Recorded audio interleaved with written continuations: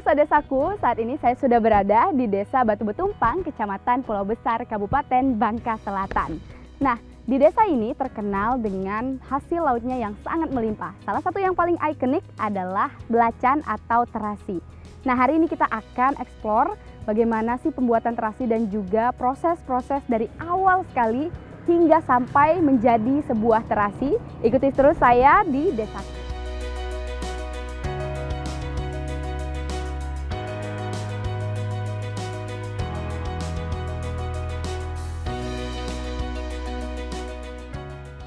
Halo Pak Ahmad, Iya. lagi ngapain Pak? Ini sedang nikat buntut sungkur. Oh, ini biar apa tuh diikat kayak gini? Supaya kalau kita udah nyungkur, Ya. udangnya lari ke belakang, masuk ke Oh, sini. jadi berarti udangnya keperangkap di sini Iya, ya Pak ya? perangkap di sini. Oke, Pak kita cerita dulu deh Pak. Terus saya kepo banget nih soalnya ini kan bentukannya kayak gini, saya baru Iya. kali ini lagi lihat. Jadi ini tuh sungkur buat nangkep udang. gitu Nangkap ya, Pak? udang untuk bikin terasi. Oke. Bapak udah berapa lama nih Pak nyungkur kayak gini? Nyungkur semenjak tahun 2000 sampai 2020. 2020. 21, 22 kita istirahat. Kenapa tuh? Ini masalah teman kita ada yang ditangkap buaya Oke. kemarin ya. Jadi kita trauma. Jadi tetap sampai sekarang kita waspada. Tapi insya Allah nih akan kami lanjut. Masih lanjut ya Pak Lanjut. ya? Berarti sampai sekarang dari tahun 2000-an? Iya. Pak kalau boleh tahu untuk ukuran dari alat nyungkurnya ini berapa meter nih? Ini kalau kita beli wareng 8 meter. 8 meter ya? Iya. 8 meter. Dibagi dilipat 2 jadi 4 meter. Jadi ukuran warengnya itu 8 meter, 8 meter. tapi dilipat 2 dulu. Dilipat 2. Oke, terus? Baru dipotong kan? Mm-mm. Baru dipotong. Jadi setelah itu ini untuk ke belakangnya nambah 3 meter. Nambah 3 meter 3 lagi ya? meter lagi. Oke. Terus ini Itu saya lihat dijahit, dijahit iya. langsung pakai Pakai tali. tangan, iya. Oh, oke. Artinya manual. Manual.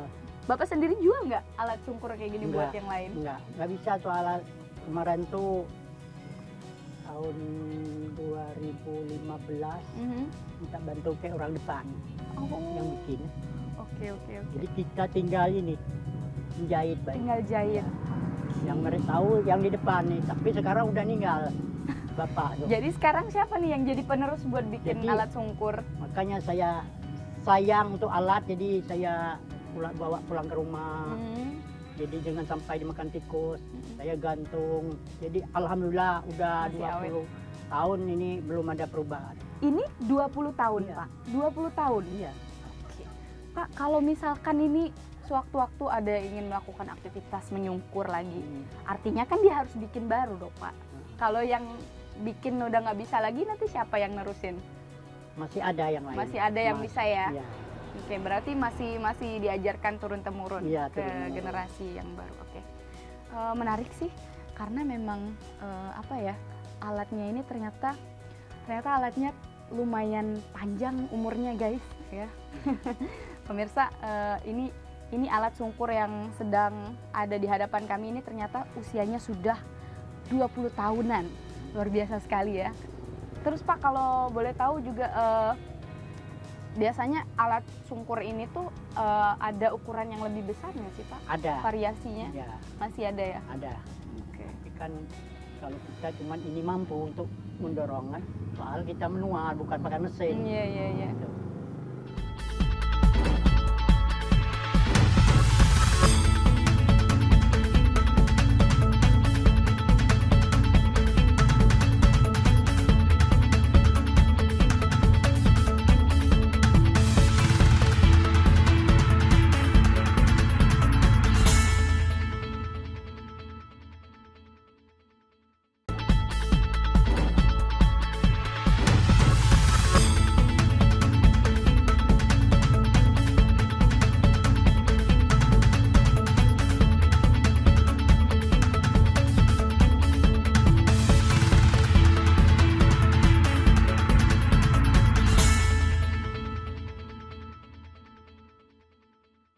Nah, Bapak kan dari tahun 2000 nih sampai sekarang.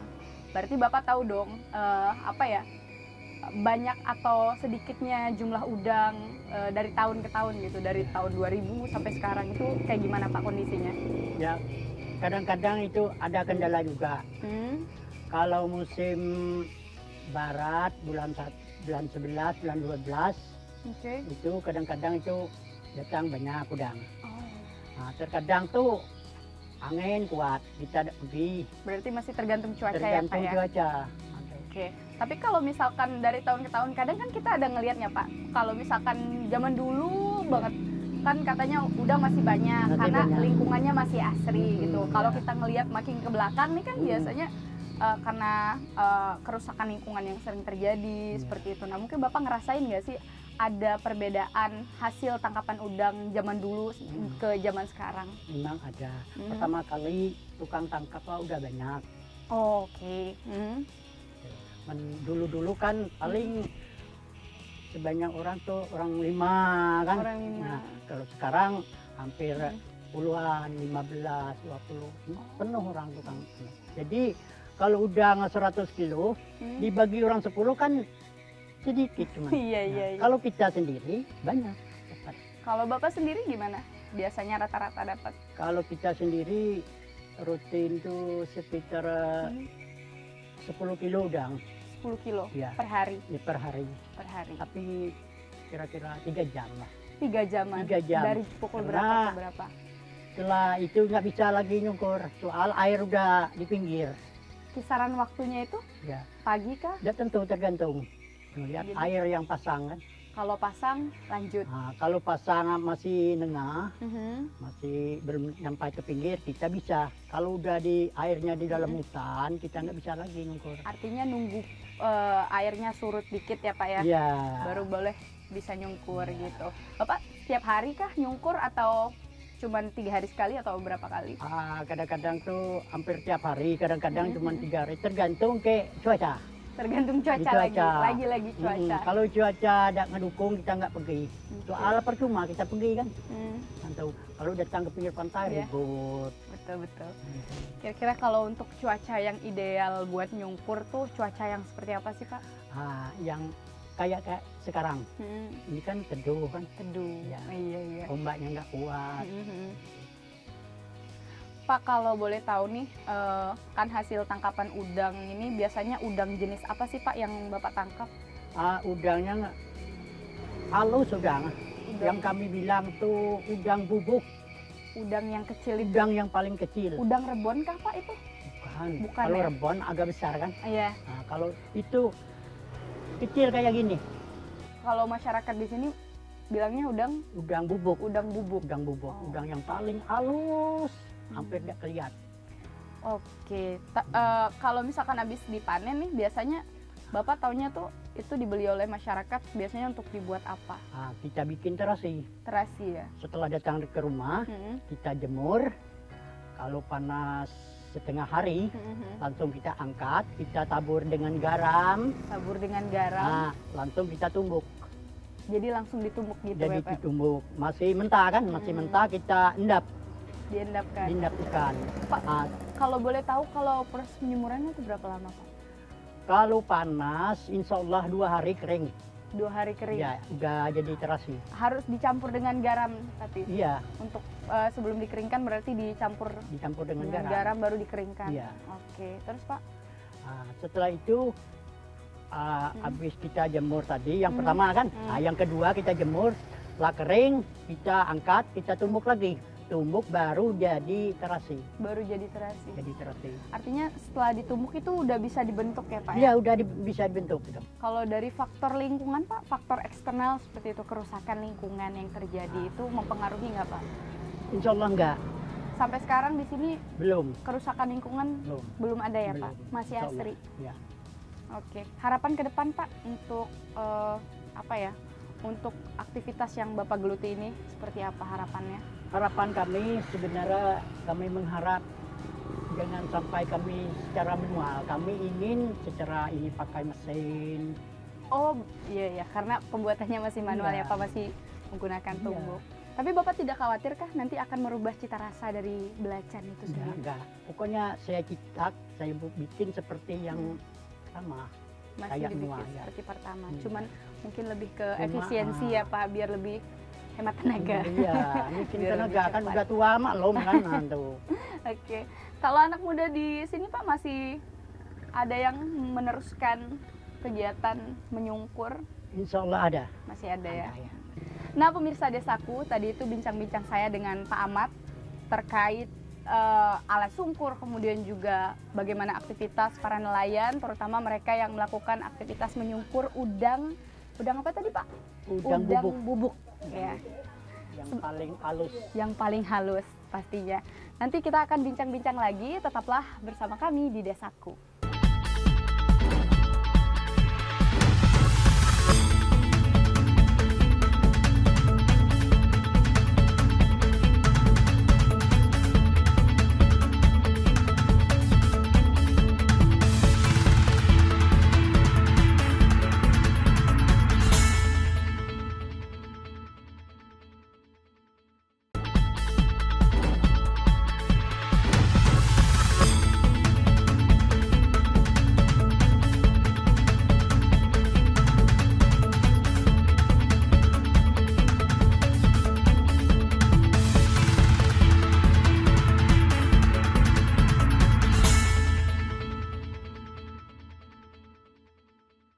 Halo pemirsa Desaku, tadi kita sudah berbincang dengan Pak Ahmad selaku nelayan dari Desa Batu Betumpang.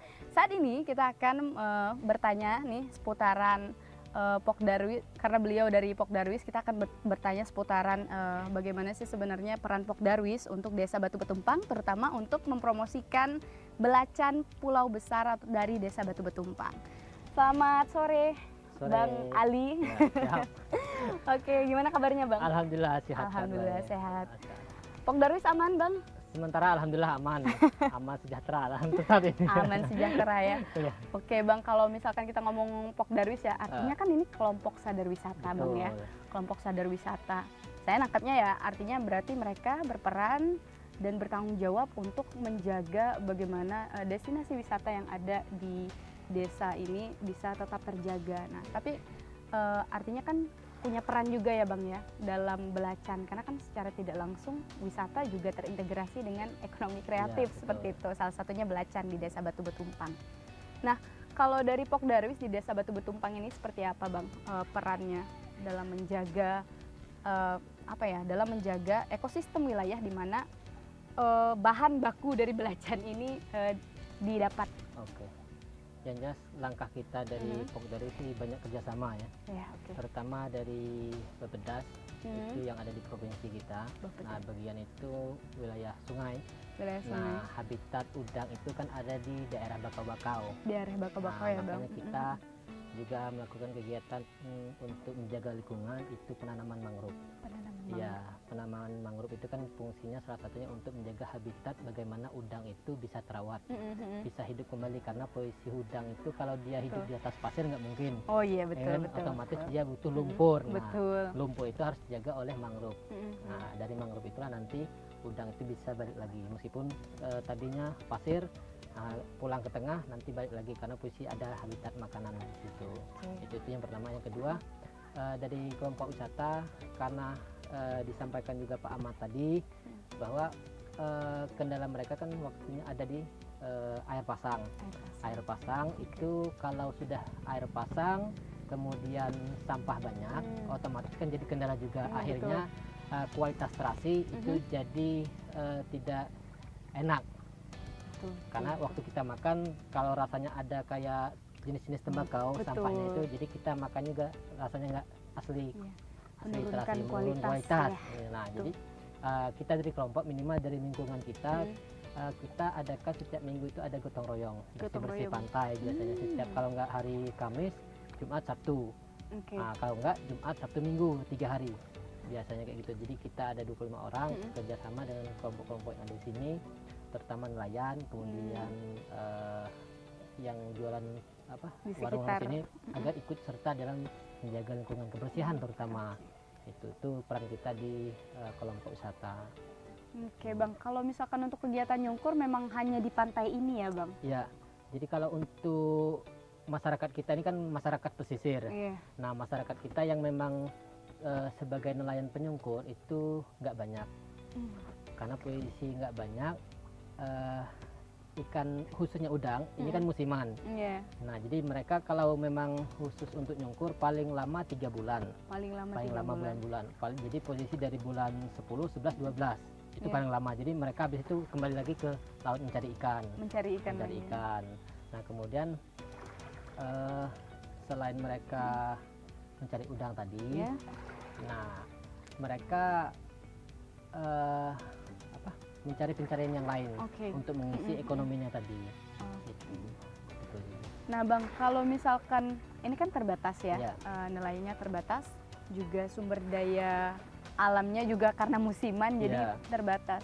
Tapi kalau untuk produksinya Bang, apakah sudah ada stok kah mungkin jadi produksinya bisa tetap jalan, atau musiman juga nih untuk produksi belacan maupun produk-produk lainnya dari olahan udang? Tapi kalau yang hasil olahan udang, khususnya yang terasi belacan, itu kan cuma ada 2 produk. Yang pertama belacan, yang kedua fermentasi udang yang juga dengan kecalok ya. Nah, untuk stok khusus yang belacan asli kita itu nggak ada stok. Jadi selama 3 bulan itulah mereka kalau pengen ngejar tangkapan banyak ya di bulan itulah. Berarti memaksimalkan di 3 bulan itu. Jadi untuk 4 bulan berikutnya nggak ada lagi stok.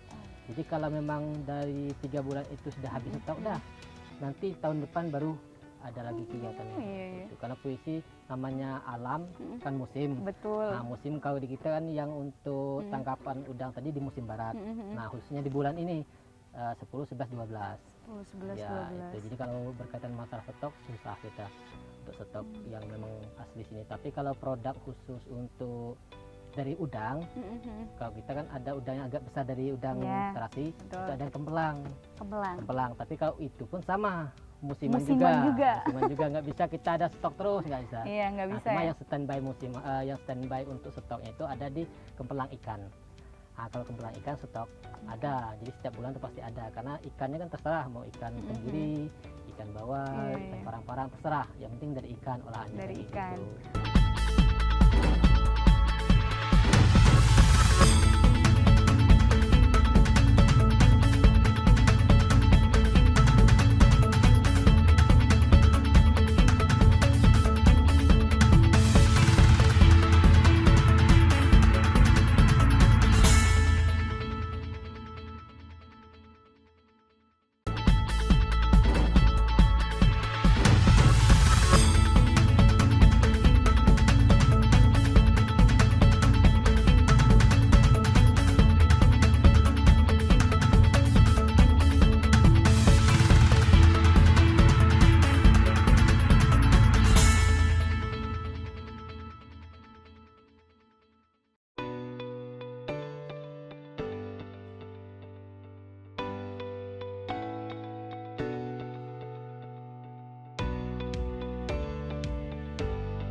Kalau untuk selama 3 bulan tuh kisaran mendapatkan udang yang untuk pembuatan belacan tuh kisarannya berapa kilo? Kalau banyak? Kita hitungan nelayan tadi nelayan kita kan tadi 1 orang dapatnya 10 kilo. Nah, kalau udah dikeringkan kan nggak mungkin 10 kilo, tetap ada susut ya, berarti kan berkurang. Paling di angka 5 kilo. Jadi 50% lah kita bang. Jadi 1 orang 5 kilo, andai kata ada 10 orang aja, berarti kan 1 hari 50 kilo. Berarti 1 bulan 60 kilo ya. 60 kilo berarti dikali 3 bulan 150 kilo. Itulah stok kita. Nah, itu stok. Tapi kan nama itu kan standar minimalnya mereka dapat kan 10 kilo, tapi ada juga kisarannya 150 sampai 500 kilo lah mungkin dalam stok 3 bulan itu. Untuk jumlah normal ya. Untuk jumlah normal itu. Dan untuk pemasaran, kalau yang punya Pak Ahmad tadi, kalau kita tanya langsung dengan beliau, punya beliau, itu kan pasarnya cuma ada 2 biasanya. Kalau nggak di Batu Tumpang, di Pangkal Pinang. Di Pangkal Pinang biasanya anak beliau yang memasarkan. Nah, biasanya nggak nyampai di Pangkal Pinang, yang stok beliau udah habis duluan di kampung. Jadi yang minat untuk terasi beliau, alhamdulillah juga banyak. Kemudian yang lain-lain juga banyak. Itu. Jadi masing-masing nelayan penyungkur udang tadi udah punya pasar masing-masing. Oh iya ya. Artinya tidak ada distributor resmi ya untuk desa Batu Betumpang ini gitu. Jadi lebih ke distribusinya itu lebih ke pribadi. Jadi langsung inisiatif sendiri, langsung distribusi langsung. Nah, ngomong-ngomong soal tadi kan 150 kg kisaran untuk normalnya. Kalau misalkan andai kata di sini itu ada kerusakan lingkungan dan lain sebagainya, apakah itu akan memungkinkan produksinya jauh sangat berkurang atau bisa saja masih normal? Yang namanya alam sudah rusak, pasti penghasilannya berkurang. Betul. Makanya tugas kita lah ya di Pok Darwis bersama nelayan untuk menjaga. Jangan sampai minimal jangan sampai ada tambang lah. Itu minimal itu di laut kita. Karena posisi kalau udah laut kita diangkat, otomatis kan habitat-habitatnya udah bubar jalan lah. Kesejahteraan nelayan juga. Akhirnya yang itu kan kita targetkan sebenarnya jangka panjang. Memang sifatnya cuma per 3 bulan, tapi berkelanjutan terus. Tapi kalau sudah ditambang, wallahu alam mungkin kita hanya tinggal nama terasi belacan Batu Betumpang aja lah. Padahal sudah ikonik kan di Batu Betumpang. Nah, poinnya adalah kalau untuk kerusakan lingkungan di sini itu Bang sudah pernah terjadi atau masih sampai sekarang masih aman untuk lingkungan di Desa Batu Betumpang? Kalau untuk saat ini di wilayah pesisir pantai, alhamdulillah masih aman. Masih aman. Belum ada masyarakat yang ingin menambang. Kalau untuk mangrove?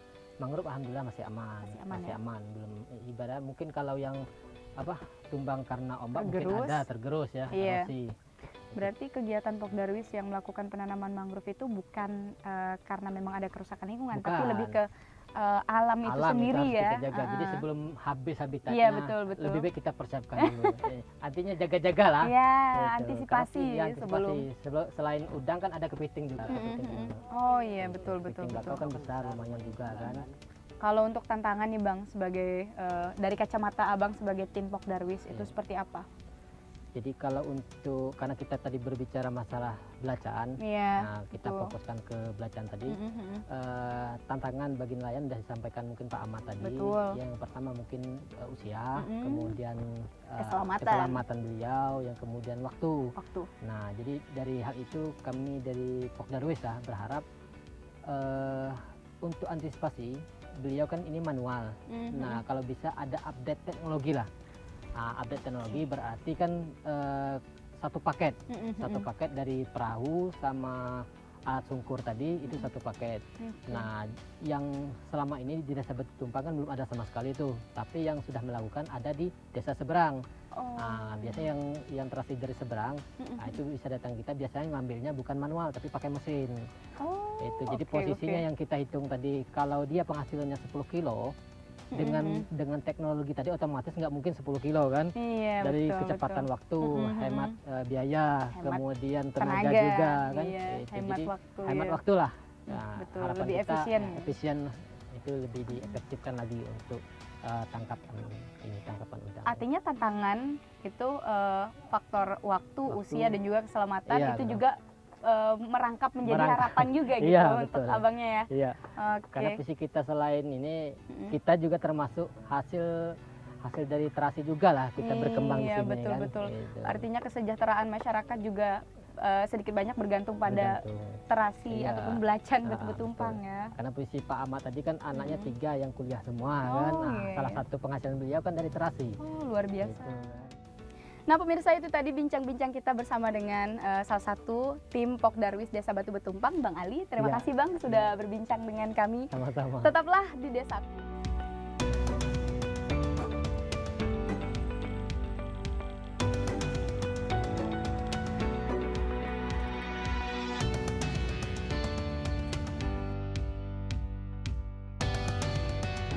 Kelestarian lingkungan yang dijaga oleh masyarakat di Desa Batu Betumpang telah memberikan hasil yang nyata dalam mempertahankan kualitas sumber daya lautnya dan juga kesejahteraan masyarakat.